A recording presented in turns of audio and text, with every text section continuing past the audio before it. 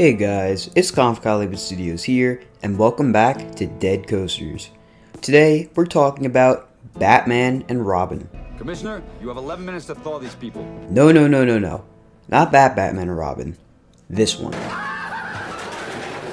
Batman and Robin the Chiller was a steel dueling launch coaster that opened fully in 1998. The park had announced the coaster to debut in 1997 alongside the Batman and Robin movie and two other similar coasters in Texas and Missouri. However, just like the movie they were based upon, these coasters had big issues. $7 million. Six Flags paid $15 million for this coaster in the late 90s, which equates to around $25 million today. This coaster was seemingly purchased in a package deal from Premier Rides, the manufacturer of the coaster, along with the Mr. Freeze coasters in the Midwest. Instead of getting Great Adventure, a clone of the Mr. Freeze coasters, they were given this massive dual-track coaster in hopes of increasing capacity. Little did they know that this would wind up being what killed the ride. Construction progressed steadily leading up to the spring of 1997. Track and support segments were placed, and the ride's large observation and station buildings were completed. On June 7th of that year, the park thought they were ready to open the chiller, inviting a number of twins to come ride the twin-track coaster. Following this event, the park delayed the ride's operation due to a large issue with the LIM motors the ride used to launch its trains, and their accompanying computer systems. LIMs are short for linear induction motors, which are those big boxes you see on the side of the launch track and at the top of the spike. These have the ability to accelerate the train by creating an electromagnetic force that pushes the train forward. The ride used these motors as its method for launching the trains, which means that there were a ton of them. Across the two tracks, there were over 100 of these motors. These motors needed a lot of power to operate, especially if the two tracks were being launched at the same time. This extreme power consumption would cause power shortages just from launching the trains in sync with each other. Power shortages could often occur on the ride, which would cause events like this, where the train does not have enough speed to complete the layout. This causes the train to valley or saddle in a low point of the layout. This event would require riders to be evacuated from the ride and the train's cars to be craned off of the track and placed onto the transfer track. The power shortages in the park from the chiller also spread over into the surrounding area, where brownouts would occur at people's homes and businesses. This was largely due to the weak power grid in Jackson, which caused large problems for the park and Jackson Township. As if this wasn't enough, the ride's computer systems frequently had issues where the LIM sequences were not set up correctly. The park initially delayed the coaster to the fall of that year, but ultimately decided to push the coaster until the spring of the next year, 1998. The chiller was not alone with these issues, as the aforementioned Mr. Freeze coasters were also delayed until the next year due to similar issues. However, Great Adventure and Premier Rides hoped that they could fix the chiller's issues and gear it up for its big, real opening. Batman and Robin, the chiller, did wind up opening in early April of 1998, but did not run as smoothly as the park would have liked. The ride's over-the-shoulder restraints seemed to cause the riders massive discomfort. The chiller featured very tight and quick transitions between elements, which would cause the riders massive amounts of ear and head banging. Those with earrings on would come off with bloody ears, kind of like another ride I know. This led the park to require riders to remove earrings before boarding the ride. Just take it from a rider of the chiller. Hi, I'm Phil, also known as Filthy and Jay from Coliwood Studios. We're going to talk about Batman and Robin the Chiller for a moment. So back when I first rode it had the over-the-shoulder restraints, and it was pretty rough. Bang your head back and forth. If you had earrings in your ears like I used to have, you had to take them out or they would be ripped out of your head. And like I said, it was pretty rough. And I've ridden it in every incarnation. I rode it with over the shoulders, I rode it with lap bars, I rode it with the retract. And I'll tell you, the hardest thing to do was to ride Batman because the Batman side was rarely ever open. Even after a year-long delay, the ride still faced major mechanical issues associated with the ride's computer system. The combination of the ride's complicated computer system and large power consumption would put it in a state of downtime very often. All of these issues would wind up causing the two coasters to always run separately from each other as opposed to in sync. This took a lot away from the coolness factor of the ride, as you would see a train launch, complete the layout, then the other train launch.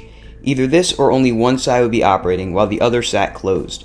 However, the ride did continue to operate over the next couple of years in and out of downtime. By 2001, the more consistently operational side of the chiller, the Red Robin side, would finally receive lap bars to address the complaints of headaches from riders. The next year, the less operational Blue Batman side would be given the same treatment. This greatly improved the ride experience and no longer made people fear for bloody ears, but the ride was still not running perfectly. There would be incidents like this, where limb motors would start smoking, likely from being overused and becoming too hot. The theming that the ride opened with, like its strobe lights and fog, began to stop functioning and were not repaired.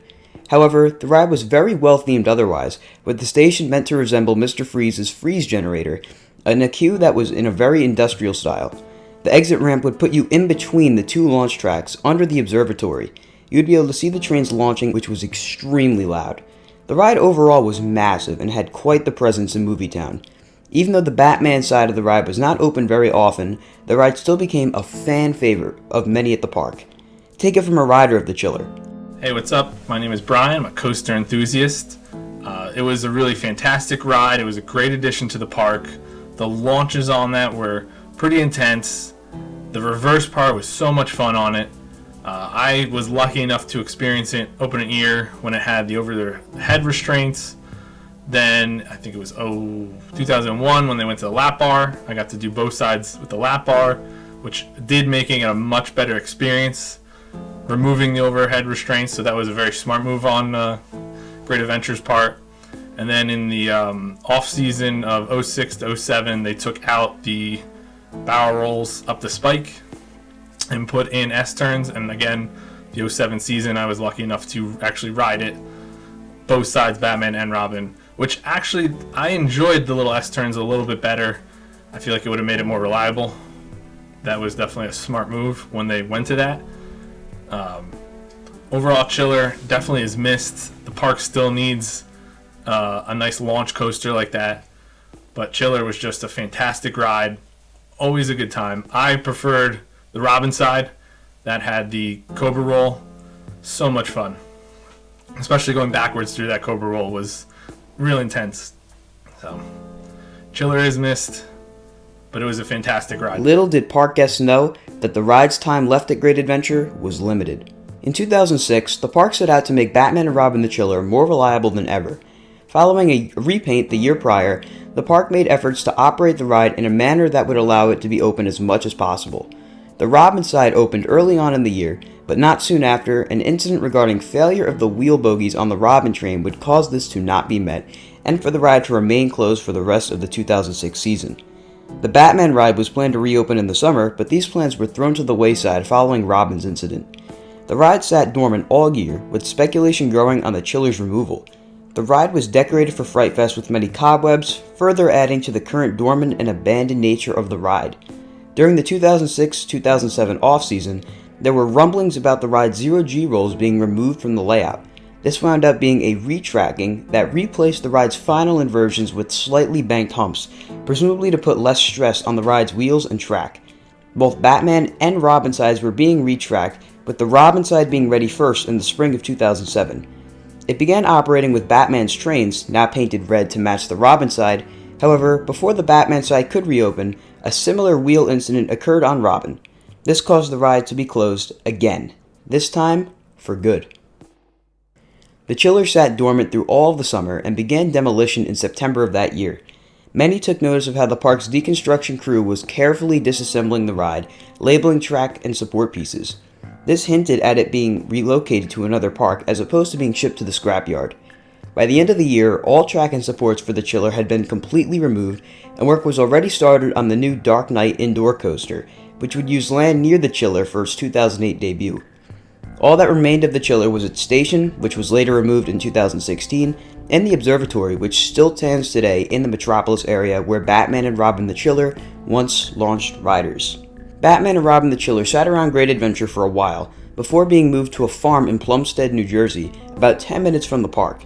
The ride sat here along with the Batman and Robin the Chiller sign pictured.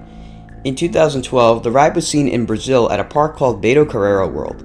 They had all track and supports for the Chiller, but only one train. One of the Chiller's other trains was sent out to be used on one of the Mr. Freeze coasters. The ride sat in the park's backlot area for a couple of years before being moved to the back of the park, near their train ride sometime between 2014 and 2015. This gave many hope that the park was planning to finally bring back the Chiller from the dead.